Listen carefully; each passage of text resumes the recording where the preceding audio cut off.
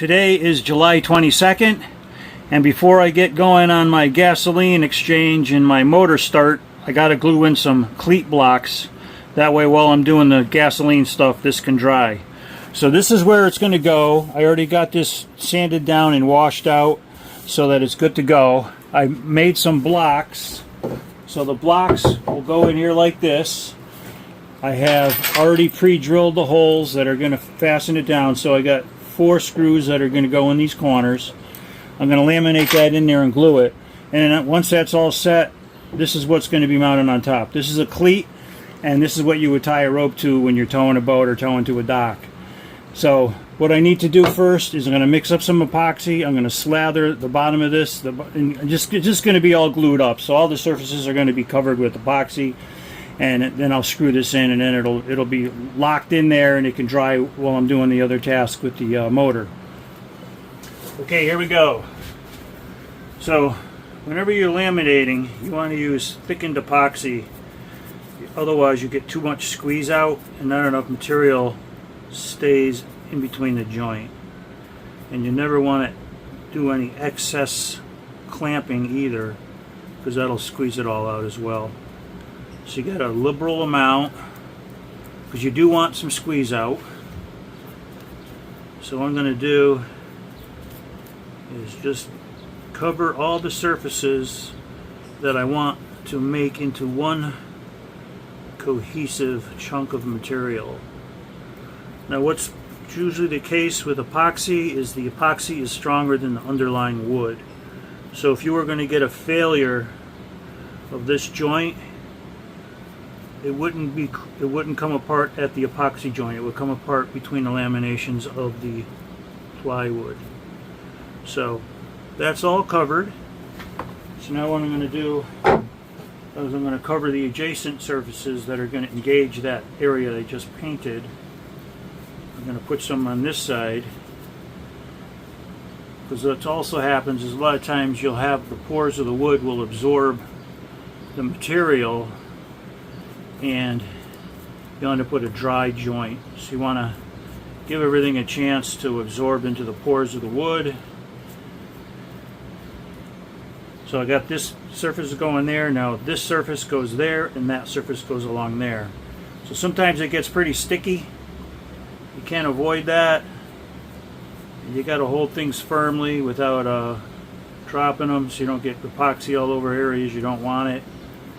Sometimes you got to use a little finesse, a gentle touch, and you meet with success. You're always better off having too much epoxy than not enough. That's the rule of the road. Okay, so all the surfaces that I'm going to engage. So there we go.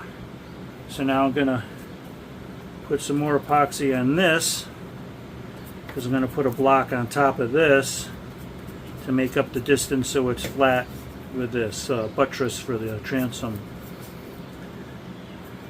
So this is thickened epoxy. I had 2 pumps of epoxy, 2 pumps of the hardener, and approximately 2 tablespoons of the thickener agent.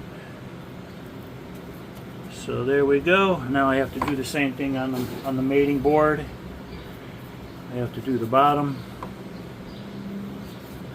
Now this epoxy is, if you do get a drip, you drop some here and there, you can just wipe it up with a rag.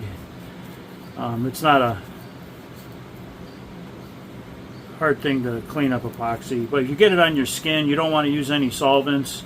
You want to rub as much of it off with a cloth, and then you want to resort to soap and water to wash the rest of it off your skin. You might be there for a while because this is real sticky. It's like trying to get gum out of upholstery, but the upholstery is your skin. So that's why I always wear the gloves. And sometimes they get all sticky. I just take them off and get a new set of gloves. So there's no shame in switching up the gloves. I got a box of 100 for like $9. Okay, so there's that one.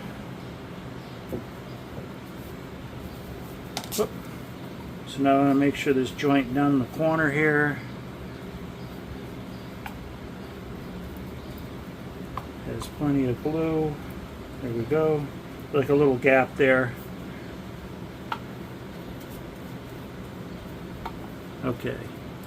So before I go any further, these gloves are still relatively clean, so I can touch my drill. So I'm going to drive these home, and this is going to lock this thing down. So all four of these are going to get driven down through the boat.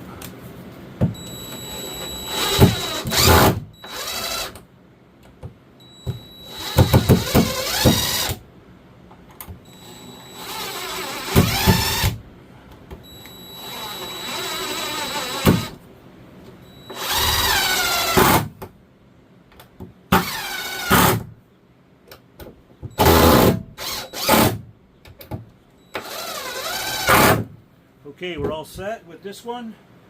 Now I got a little extra epoxy left over, so I'm just gonna cover the outside of this. So it's waterproof this way, because you're out on the water.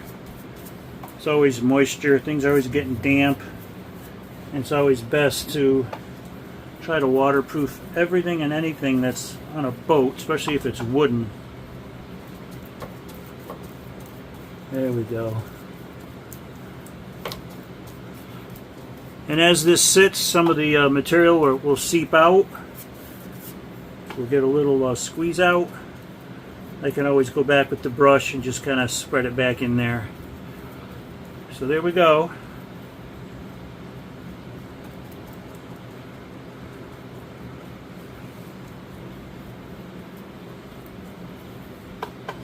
So this side's all set. Now I'm going to go do the other side. So that's as easy as it is. That's called a cleat block. Just put a little extra right there. We're all set. Okay. So that's all set. Now I'm going to do the other side.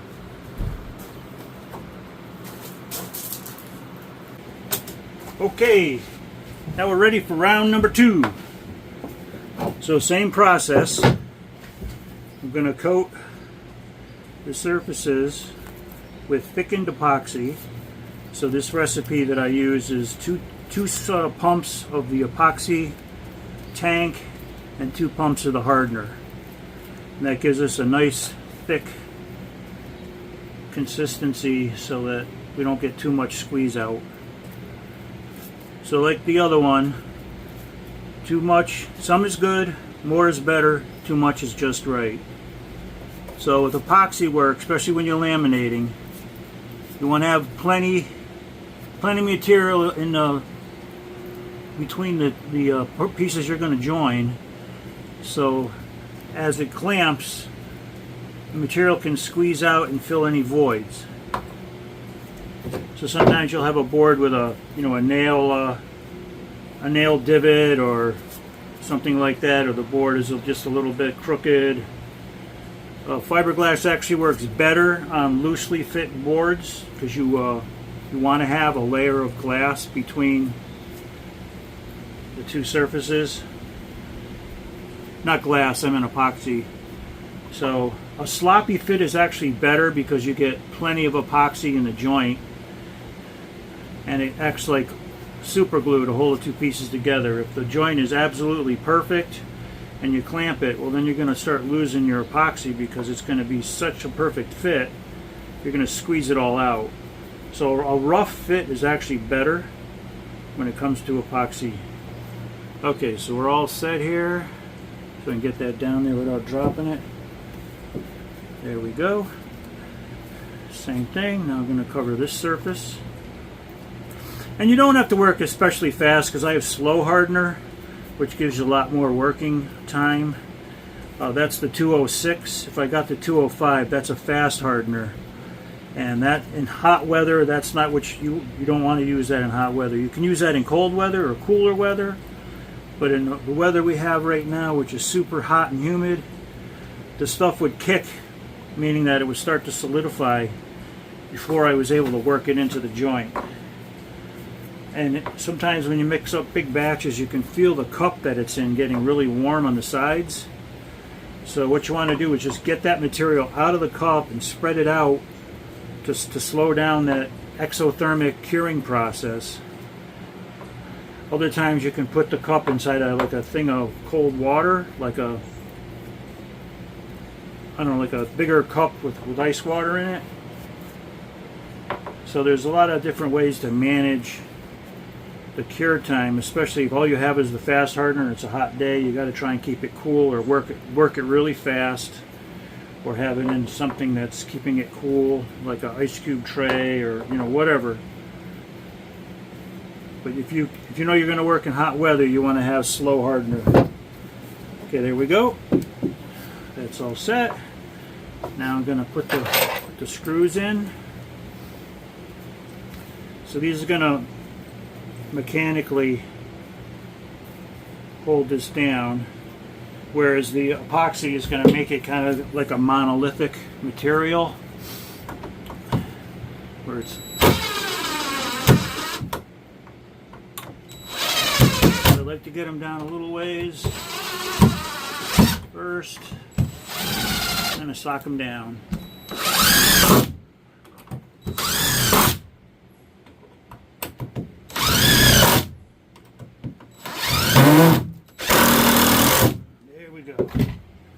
Okay, now I'll cover the top, making sure I force some epoxy into that little gap in the corner. There's a small little gap there. There we go.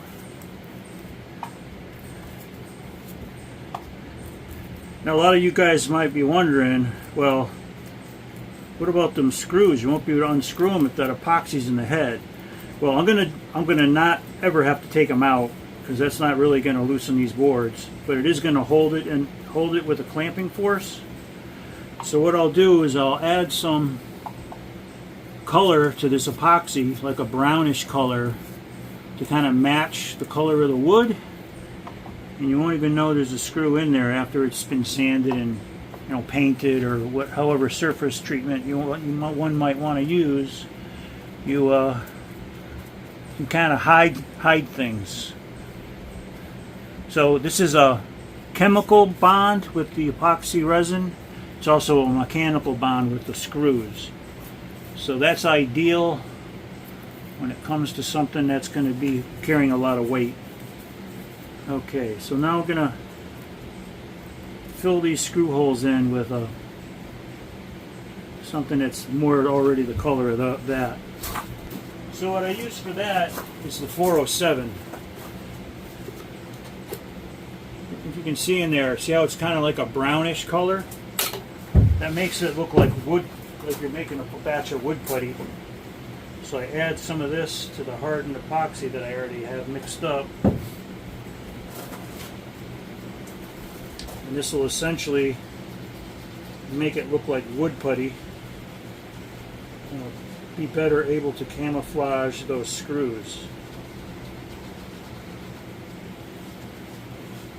And that's the same thing you would do on a cabinet. Like if you got some finish nails, you use a nail set and you get it below the surface, and then you put wood putty in there to just sort of hide the fastener. Then you sand it and stain it, and it's like no one even knows there's a bolt in there, or a screw, or whatever you got buried in there. Okay, so that's all mixed up. Now I need a different applicator.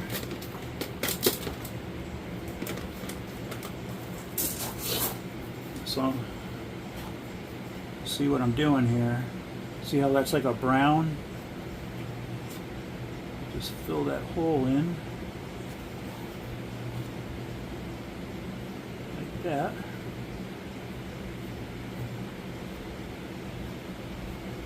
I can actually get some in there as well.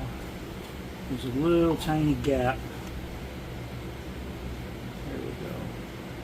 What I'll do is I'll just take the paintbrush and kind of smooth this all out. Because there's oftentimes just little gaps. You just want to fill them in. That way there's no chance of any water getting in there and causing rot.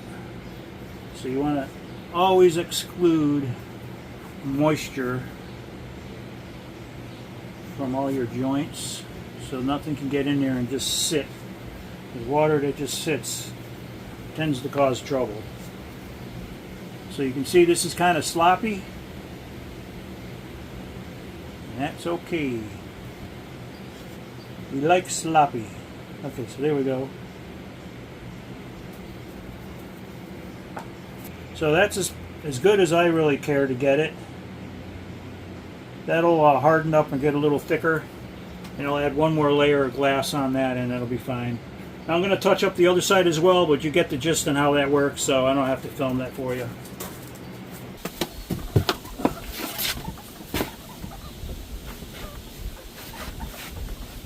So this is the gas tank for the outboard motor. This is the fuel line. I'm just going to drape this over the edge. So what I need to do is I got to get all the old gas out of this gas can. And get some brand new fuel. It's just been sitting in here for about a year. And that gas is probably not viable. So I'm on my way to get gas for the outboard motor. The old stuff been in that tank for a good year, so it's probably crap. So I emptied it into 2 other containers that I can use for the lawnmower. And this way, with this little carrier I got, I'm not keep storing any gas in the car as I'm moving. So that little carrier is really nice for that because it keeps it outside of the car, and you can do it safely and not have any fumes in the vehicle. Okay, I'm back home with 6.5 gallons of fresh gas. I'm running out of time, so tomorrow I'm going to have to get that motor going. I'm going to have to drain the fuel line, pop the cover, make sure I don't have a mouse nest in there. Last year that was the case. So I'll get out here first thing in the morning, pop the cover, and if there's a family in there, I'll give them a chance to move out. Before I left, I put the last coat of epoxy on this, kind of a float coat. So that's going to be good and dry tomorrow. So that came out really nice. That's the cleat block from which we're going to tie ropes when we tow people around. So this one's all set too. And the cleats are right there. I got them on top of them sanding blocks. I'm going to stop at the hardware store on the way to work and get some fasteners that'll bolt through the top of those and into these pieces of wood I just installed. So that's a done deal for today. I'm going to call it a night. Catch you next time.